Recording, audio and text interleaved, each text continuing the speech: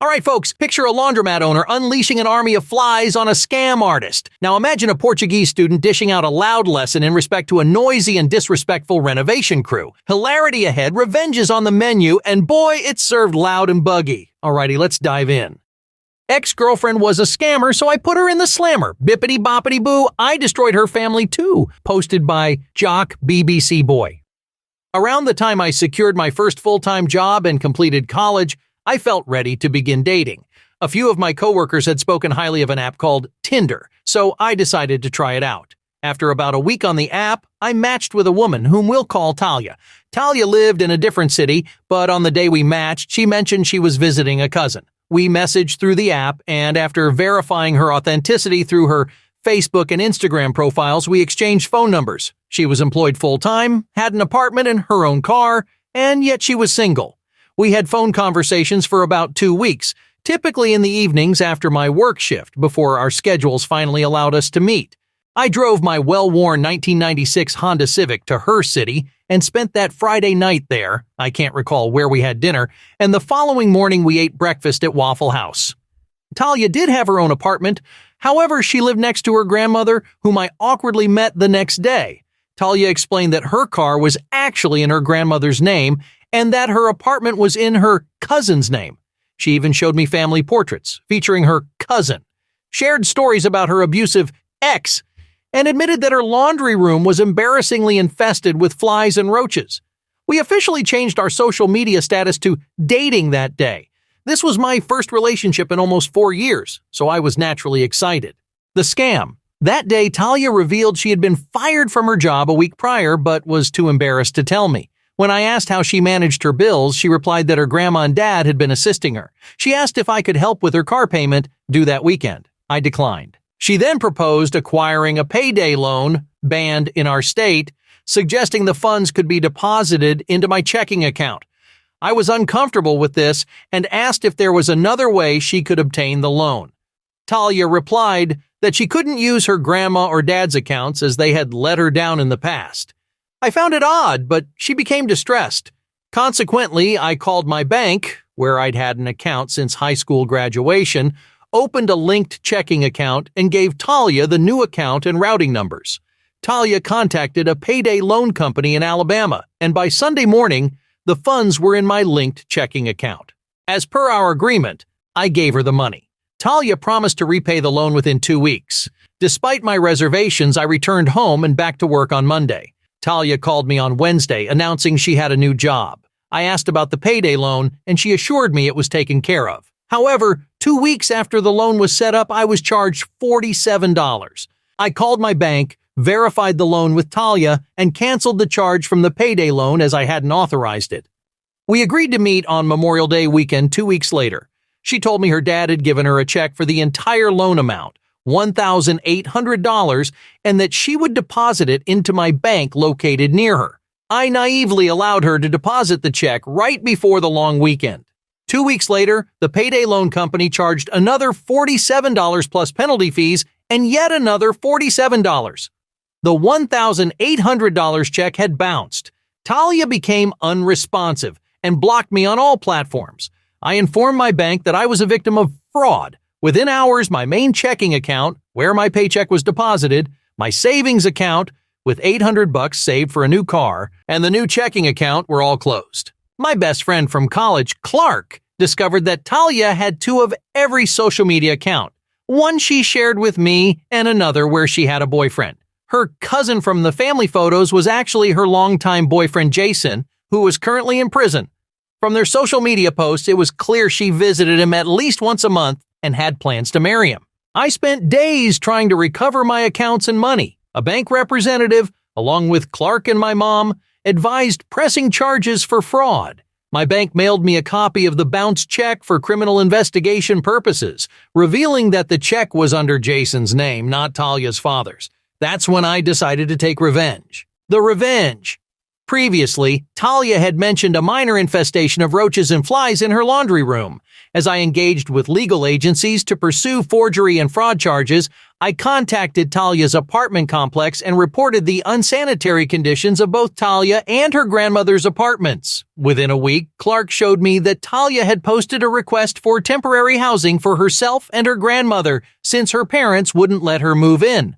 Talia's payday loan company began contacting me as Talia had provided them my phone number and they hadn't received payment yet. I informed the representative who called that Talia had fraudulently used my checking account. The representative transferred me to their legal department, which was very interested.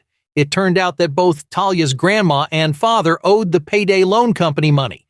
With my claim, the payday loan company had sufficient evidence to conclude that Talia was the mastermind behind exploiting her family's accounts. I shared my evidence, including Talia's text messages promising payment, the copy of the bounced check, and my bank statements. By the end of the year, Talia was arrested on several charges. Her grandma and father were also arrested but accepted pleas for lesser charges in exchange for providing evidence against her. I wasn't required to testify at the trial, but I stayed updated. Talia's grandma suffered a minor heart attack when she was arrested and another, more severe one during the trial. I'm unsure whether she survived post-trial. Nonetheless, Talia was sentenced to prison on multiple counts and will serve more than a decade behind bars. Well, folks, talk about a life-size game of whack-a-mole, huh? Our protagonist here didn't just put his ex in her place, he took down her entire lineage like he was in an episode of Game of Thrones. Can you imagine the family reunion now? Hey, remember when we were all filthy rich and living in our scam-bought houses? Good times. And the kicker? The guys he sent in to break the news were the same dudes they scammed. You can't make this stuff up. Karma, man, she's more savage than any ex. How I got my revenge on a TV show. Posted by Bochechas 2. To begin this story, I need to clarify that I'm a college student in Portugal. I was born and raised in Azores, a small set of islands in the middle of the Atlantic Ocean. To pursue my college education, I had to move to the mainland, which required renting an apartment. It's a nice apartment. 3 rooms, 2 bathrooms, a living room, and a kitchen, situated in a quiet neighborhood. However, everything changed when construction work began in the apartment above mine. The renovation work was initiated by a TV show called Querido Mudei a Casa, which translates to Honey, I Changed the House. This well-known show focuses on completely revamping houses, installing new furniture, flooring, and more. As you can imagine, they make a lot of noise. I'm not much of a party guy. I prefer a calm and peaceful environment. I enjoy staying home, having some friends over, drinking a bit, playing some games, etc. Also, I do a lot of my college work at night in the apartment because I spend most of the day in class. In Portugal, there is a law permitting noise from 8 a.m. to 6 p.m. Most of my classes start around 11 to 12 p.m., which works great for me since I usually go to sleep around 4 a.m. due to the amount of work I have and the little time I have for myself. They started drilling the floor at around 8 a.m. every single day. My housemate and I were shocked by the level of noise they were creating. We let it pass, assuming it wouldn't last longer than a week, based on my experience with floor replacement in our house back on the island. However, the noise persisted for the entire duration of their construction project. Although I was upset about losing sleep, I couldn't neglect my college work, so I decided to approach them for a discussion. I went upstairs and knocked on the door. A quite hefty short man, FG, answered, barely acknowledging my presence. Our conversation went like this. Me: "Hi, I'm from the apartment below." FG: "Hey, what do you want?" Me: "Could you perhaps start the drilling around 10 a.m.? I'm a college student and I do most of my work at night. Sometimes I only get to sleep in the morning. Is that possible?" FG: "Nah, we have a job to do. You should go to sleep earlier if you want to sleep." He closed the door. Despite my irritation, I remained calm, recognizing that my unusual sleep schedule might be part of the problem. As time passed and the noise continued, my frustration grew. I contacted the customer service of the show, but they claimed they couldn't do anything since the work fell within legal hours. They suggested I negotiate a solution with the workers in the apartment. Weeks passed and I kept wondering, that apartment is the same size as mine. Why is it taking them so long? One morning, after my usual routine, I went to the bathroom to take a shower. When I turned on the light, I saw that my bathroom was full of clay with dirt and rocks everywhere, and a hole right above the toilet. Furious, I explained the situation to my housemate who came home that morning. He's not a calm person in these situations, but I convinced him to let me handle the conversation. I knocked on the door of the upstairs apartment, and to my surprise, the same man answered, this time actually paying attention to me. Me. You guys opened a hole in my bathroom. He interrupted. Yeah, we know, we already covered our part. Me. Okay, but what about ours? FG. Can't you guys fix it? I mean, you are men. Can't you fix the house? My friend was livid, but I put my hand on him and continued, no way, you broke it. You're going to fix it unless we have to call the landlord and sue your show for this. FG. Okay, we will fix it. No need to get all formal. Back at our apartment, we could hear them making fun of us because of the hole.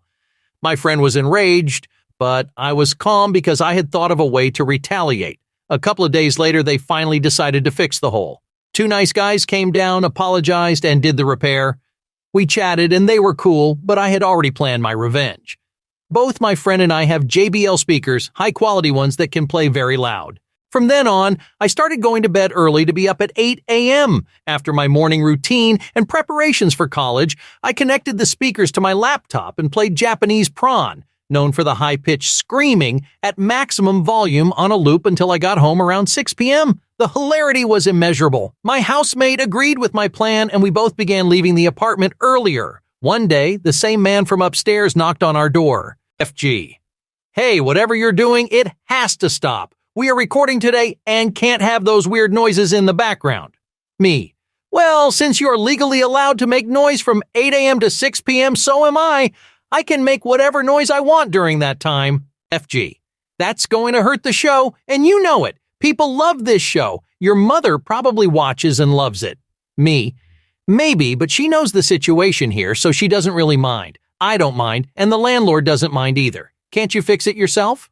The man stormed off, stomping the ground as he went. The noise pollution continued. I saw the camera crew arrive from my window and enter the apartment. They knocked on my door, but I didn't answer. Just kept playing the loud, lewd noises all day. This went on for 3 days straight with the camera crew until they finally stopped trying. I believe the episode was canceled due to the noise. The most amusing part is that they conduct these renovations for free, relying solely on the viewership of the episodes for revenue. It puts a smile on my face knowing they wasted a budget for nothing. Oh, sweet revenge. P.S. I understand this story can be seen as petty. However, I assure you none of the construction workers took it badly. They even laughed, saying they would gladly start the noise a bit later. But the manager, the same man I had encountered, did not want to for some reason. They thought it was ridiculous. P.P.S. When the camera crew came, I was on vacation for the week, so while I was still at home blasting the lewd noises, I wore my headset, so I could barely hear it. Okay, wow, what a way to exact some sweet, sweet retaliation. But here's where it gets delicious. It's one thing to ask for quiet, and it's another to serve your response on a plate of full-blown, high-volume Japanese auditory education. Just imagine the look on the TV crew's faces. It's a story of revenge that serves up some serious decibel democracy. And the real cherry on top? That sweet, sweet silence when the crew finally had to stop. Now, if you'll excuse me, I'm off to Google some high-quality speakers, just in case. Hey, wait. As always, don't forget to like, share, and subscribe. And let me know what you would have done if you were in this situation down in the comments below. Anyways, stay safe out there in that crazy world. Much love. Peace.